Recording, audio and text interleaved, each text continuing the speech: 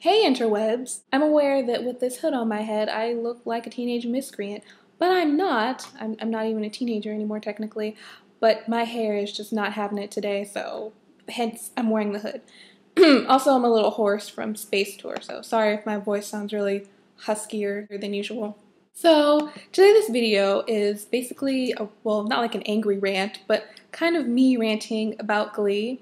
And I know a few people that actually watch my videos are Star Kids, and I just want to make a blanket statement that this is not about like Glee versus the Star Kid fandom or anything like that, because that's stupid and I'm too old for that shit. It's just about Glee.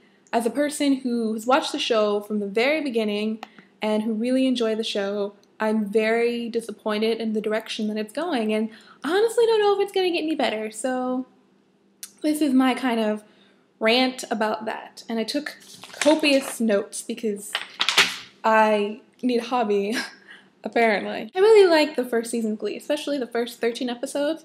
Those are probably my favorite. It was a funny show, it was witty, it was a great balance of comedy and drama, it was fun, it was kind of silly at times, but it knew when it was being silly, and it had a lot of heart. Like, it could be silly, but at the end of the day, it still had a good heart, and I really enjoyed the show. It was a lot of fun for me, and now not so much. One of the things that I loved about season 1 was the music. I actually have all of the music from season 1 on CDs around here somewhere. I don't feel like getting up and getting it. But yeah, I really enjoyed the songs from season 1 because they really played into the plot line. They really played into what the characters, like their inner monologue, like what was going on with them. And of course the most popular would have to be Don't Stop Believin', which was like the Glee Club anthem, and I really loved that song. And every time I hear it, like, yeah, you know, so the Glee Club was getting started, and it was just a really great message. And now I don't feel so the same way about the songs. Like, you know, season 1, it wasn't all pop songs, it wasn't all show tunes, it was a good mix of oldies and new songs, and you know, they were performed in a really fun, catchy, upbeat way, and I really enjoyed them. And like I said, they were relevant to the plot line and to the characters, and they weren't just random songs. Like, it was really well orchestrated into the show. Season 2 and 3, I really feel like so much of the music is just random. Like, we're just gonna get as many top 40 songs that we can get royalties on, and we're just gonna throw them in there. Just, they don't have to have anything to do with the plot, or we could like loosely construct some stupid reason as to why they somehow pertain to the plot, when they really don't. They have nothing to do with the characterization or anything. We're just gonna throw that Katy Perry song in there, just cause. Doesn't have anything to do with anything, but we're just gonna throw it in there. It's just upsetting to me. It's just like, really? And I don't relate to the music as much as I used to. Like, they rearranged it in a fun way, and now I'm just kind of like, well, you're just covering a whole bunch of songs on the radio. And yeah, I don't mind them covering songs that are on the radio, but I'd like for them to be relevant to the plot.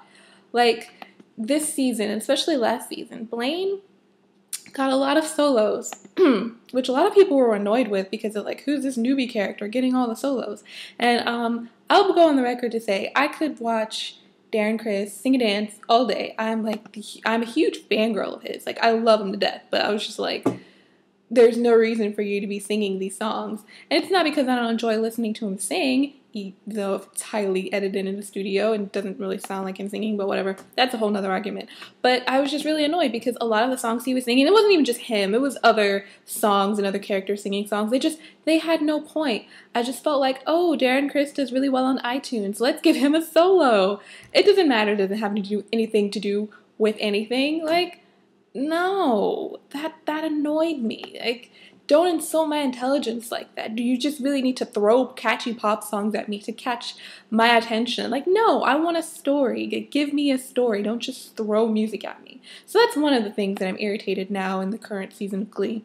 Another thing that really irks me is it's like it doesn't know what kind of show it is anymore. When it started, it was very much a comedy. Like, it had its heartfelt moments, but it was very much a comedy. It was kind of silly, and it knew that. And season 2, it became like a drama, and now it's somewhere, I guess it's a dramedy. I don't really know. I'm not really sure if the writers of the show know either.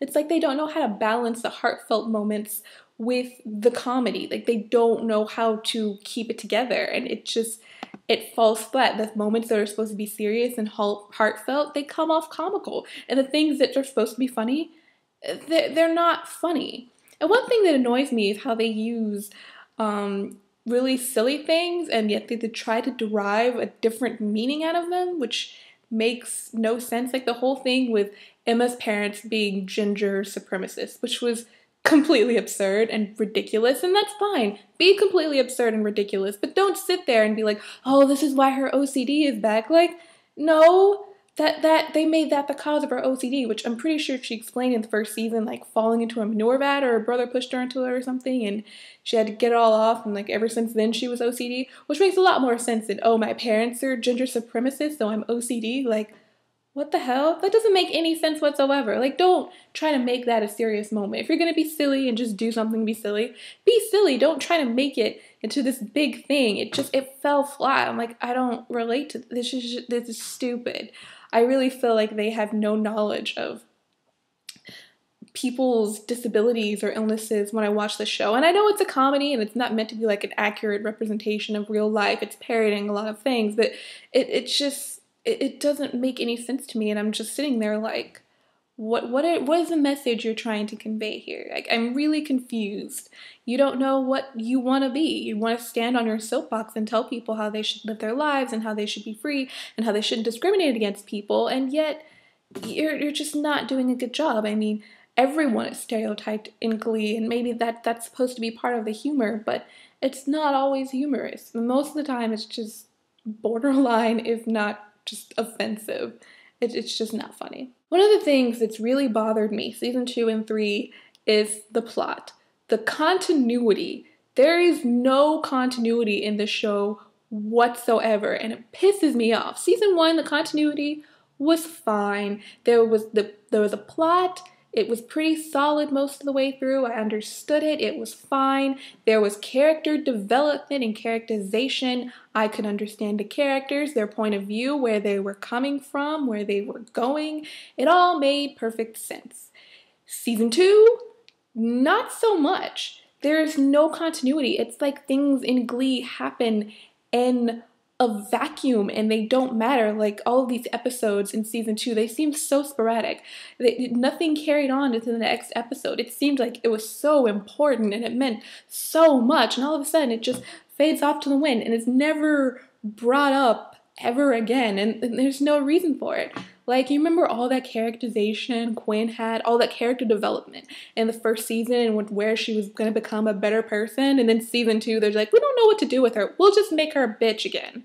And it was just annoying to me. Remember when she was best friends with Mercedes after she got kicked out of her house and Mercedes let her live in her house? Remember that? Yeah, me neither. That's never been brought up again. Or remember when Mercedes and Kurtz used to be BFFs? Like, whatever happened to that? But did they have a falling out? Did I miss it? When he started hanging out with Blaine, did they just stop hanging out and he started hanging out with Rachel? Like, I don't even know when that happened. It's never really been addressed. It's just kind of like, oh, they're apparently not really good friends anymore. Okay. No reason. It's like there's no really consequence for anything. Like when Santana got kicked out of Glee Club for, setting a piano on fire, she was like right back in it. She didn't get punished or anything. It was just kind of like, oh, they made this big deal, like, oh, need to swear allegiance to the Glee Club, and they kicked her out, but then she's right back in it. And what does she do as soon as she gets back in it? She leaves again. Like, what the hell was even the point of that? It had no effect whatsoever on the plot. Like, it was supposed to be this big moment, like, oh my god, she got kicked out of Glee Club, and then it meant absolutely shit in the end. Like, there was no point. She might as well stay the whole time. There was no point in kicking her out. It was just stupid. It rips through the fabric of its own universe. It's in this area where people are very prejudiced and they don't like the arts. Currently, Sue is campaigning against the arts and people are supporting her in her campaign against the arts. People don't like the Glee Club. They don't care about the arts. And yet, they somehow sell out all of those shows for West Side Story. Wait a minute, people don't like the arts, they're voting for a candidate against the arts, but you've sold out all those performances in Lima? Like, what? That doesn't make any sense. I mean, just a few episodes ago, they were doing that whole purple piano project and singing and dancing in the cafeteria, and they just got food thrown at them. Like, oh, they don't care about us, blah, blah, blah. And last season, how they had that fundraiser try to get them to sectionals or regionals or whatever the hell it was, and they had Charisse was supposed to bring all those people because no one gave a shit and no one came. Like, how did you all of a sudden have all of these supporters that want to come see you perform in West Side Story? Do people just like West Side Story? Like, that doesn't make any sense whatsoever. Another thing that really bothered me as far as continuity is the fact that they retconned Blaine twice. Not once, but twice. And I don't care what Ryan Murphy or whatever the hell they say with, oh, you know, a junior member doesn't make him a junior. When he came on the show, he told the fans of the show, he told people that view his show that Blaine was a year older, he was supposed to be a mentor character. That was the understanding that me and a hell of a lot of other people had of his character. That is the understanding that Darren had of his character. He went a bunch of places saying, yeah, Blaine's a mentor character, he's a year older than Kurt. And all of a sudden they're in the same grade. And I'm like, okay, fine, I'll give it to you. Maybe he could be a year older and be in the same grade. I'm not even gonna trip on that. But then you made him a junior? Like, the hell? And the only reason I thought, well, you know, people really like Darren Criss. He's really popular. He sells shit on iTunes. And, you know, and not to say that it's not deserved, because he's really talented and I love him and I could watch him all day, but I'm really annoyed that they just did that with his character. As a person who watches the show, I'm genuinely annoyed. Like, did you think we weren't going to notice? Like it doesn't matter. You just change shit and I'm not going to be paying attention? Like, really?